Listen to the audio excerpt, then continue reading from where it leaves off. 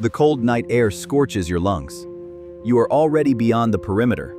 The concrete walls are left behind. Adrenaline hums in your blood, and right now it is more dangerous than any chase. It creates the illusion of victory. It seems to you that the hardest part is already behind you, that you have won a few hours, that ahead there is only a dark highway, a stolen car, and a chance to dissolve into the night before dawn. This is the first mistake. Not because you ran badly, but because you think as though the hunt begins with sirens. In reality, it begins with silence. While you are pressing the pedal to the floor and staring at the empty road, a description of the escape is already spreading over the radio. The plate number of the stolen vehicle is being sent out in bulletins. Officers are raising cameras at the exits. On federal servers, your profile is being assembled faster than you can map out a route. Your escape turned out far too loud to remain a local problem. Now you are no longer just a fugitive. You are a man who humiliated the system in public. And people like that are not hunted just for formality's sake. People like that are hunted as an example. The US Marshals enter the game. Analysts pull up old addresses, connections, routes, everything you might reach for when the adrenaline runs out and fear begins. But for now, you do not feel that yet. You are counting money, estimating where to lay low for the first 24 hours. Believing that if you do not make a mistake right now, you will disappear. The problem is that your freedom is already working against you. Every mile, every exit, every camera on the highway turns your escape into a map. And by morning, this is no longer a local search. This is an interstate hunt that is only gaining speed. You turn onto a secondary road. The stolen sedan feels like a good hiding place from patrols. But back on the overpass, the system already reads the dirty plate. A couple of seconds for the query, a few more for confirmation. The car in which you feel safe is no longer transport. It is a moving marker on a screen, already being relayed to the central coordination hub. The fuel gauge crawls downward. You need to stop.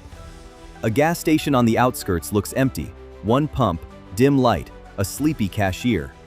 You pull up your hood and walk inside, trying not to look around. But it is exactly places like this that collect fugitives. The camera above the door needs only a fraction of a second. Not a full face, just a fragment. An eye, cheekbones, the tilt of your head. For the system, that is already enough. The match goes upward before you even manage to get back to the car. You try to buy water and food with a card found in the glove compartment. The payment does not go through. You think it is just a piece of useless plastic, but the denial still records the point, the time, and the terminal. For you, it is bad luck. For them, it is another confirmed trail. Then you make one more small mistake. You switch on a cheap phone for only a minute, just to load a map and figure out where to go next. That 1 minute is enough. The signal is picked up by the towers. The search area narrows. Not to a single meter, not to one building, but already enough for the people in the operations center to stop guessing and start waiting. That is exactly how they see you now. Not whole, but in pieces. A plate on the highway, a face at the gas station, a denied terminal transaction, a brief phone signal. Separately, it is noise. Together, it is a route. While you weave through dirt roads and choose interchanges that seem random to you, analysts look at the screen and see a pattern. Because fugitives almost always make the same moves. They avoid major highways. They gravitate toward isolated gas stations. They look for lonely roads. They conserve fuel. They think chaos is saving them. But on the screen, chaos quickly turns into a predictable line. And while you grip the steering wheel tighter, certain you have shaken them again, your next, safe, route has already been marked for the people who are simply waiting for you ahead. Technology hands the relay to psychology. You abandon the compromised vehicle and slip into the shadows, absolutely certain of your ability to improvise. Every new decision feels to you like an instinct for survival. For profilers, it is a basic page from the Manual of Criminal Behavior. Your mind thinks it is generating a unique plan of rescue. In reality, you are simply following the rigid algorithm of a cornered man. The adrenaline storm of the first hours begins to fade. In its place come the basic needs. Hunger, piercing cold, and mounting sleep deprivation rapidly destroy critical thinking. Your brain shifts into a primitive energy conservation mode. That is exactly what the behavioral analysts are waiting for. Extreme stress does not make you more careful. It makes you terrifyingly predictable. You desperately need resources. You skirt crowded places and choose unlit back alleys. You look for an abandoned farmhouse or a cheap roadside motel where the owner takes crumpled cash. In your head, this is perfect camouflage. In operational reports, it is a classic evasion pattern. You yourself voluntarily cut off 90% of all routes, driving yourself into a narrow corridor of probabilities. Old addresses begin to flash feverishly through your memory. Former colleagues, distant relatives, forgotten debtors. In your mind, you weigh which of them would let you in and which would call the police immediately. The attempt to lean on the past becomes a fatal vulnerability. Operatives assembled the social graph of your connections long ago. Near the homes of potential helpers, inconspicuous surveillance cars are already parked. Your body can still move, but your psyche develops its first serious crack. Paranoia makes you flinch from random passers-by and commit small, frantic blunders. You spend your last strength trying to confuse your trail in a forest belt. These false maneuvers only confirm your profile. The vacuum of loneliness squeezes your throat. Sooner or later, animal instinct will force you back toward people for a piece of food, a warm jacket, or a sip of water. The remote phase of the pursuit is over. Ahead lies a hard physical collision with reality. The asphalt gives way to mud-soaked dirt. The dirt road breaks off at the edge of a deep, silent forest. You move farther and farther from civilization, driving yourself into absolute spatial isolation. The world is shrinking rapidly. Just yesterday, broad highways were at your disposal. Today, your universe has narrowed to a damp tree line and an abandoned shed with a collapsed roof. The freedom you wanted turns into a torture worse than solitary confinement. There was hard concrete there, but there was no piercing wind.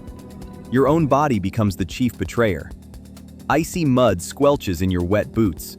The fingers on your hands go numb until sensation is completely gone. You no longer plan routes. Your planning horizon has shrunk to the next shelter from the cold.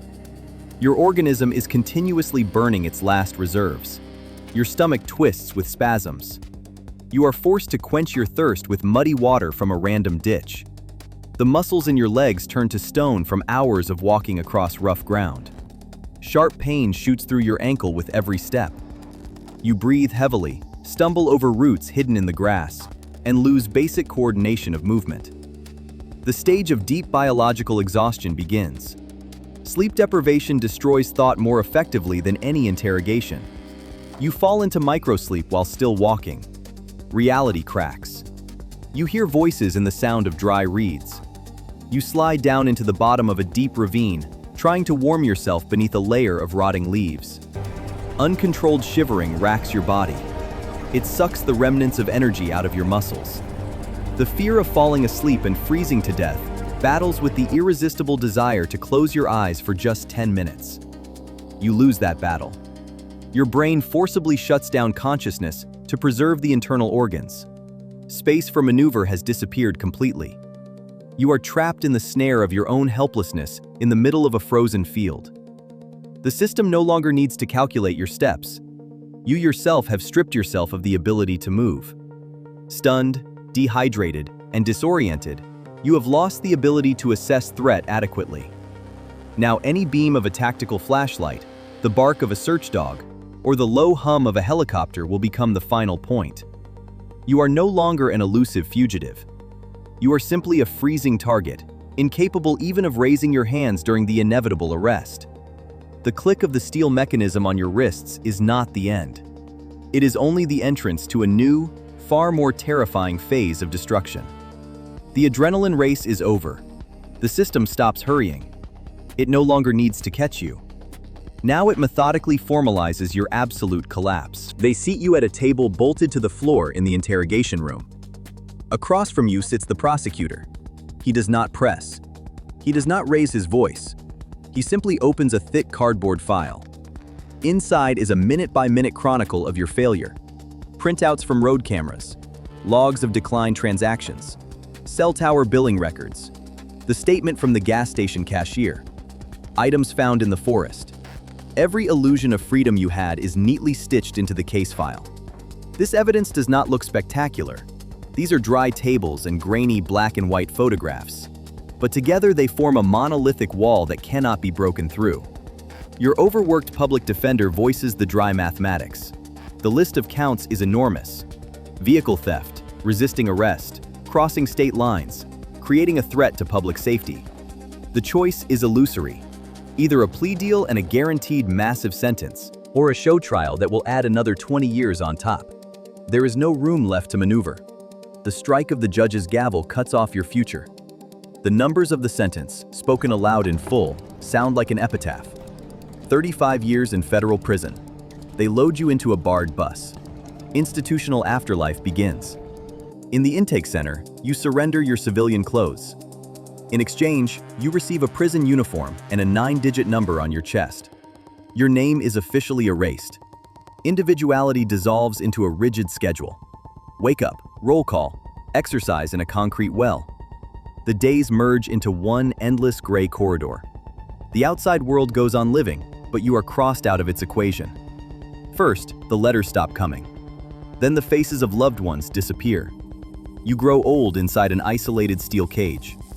If you live to see release, a foreign, incomprehensible reality will meet you beyond the gates. Your life effectively ended the second you started the stolen car. You traded a few days of paranoid running for decades of complete oblivion. No one is smarter than the system for long enough to defeat it without paying the price.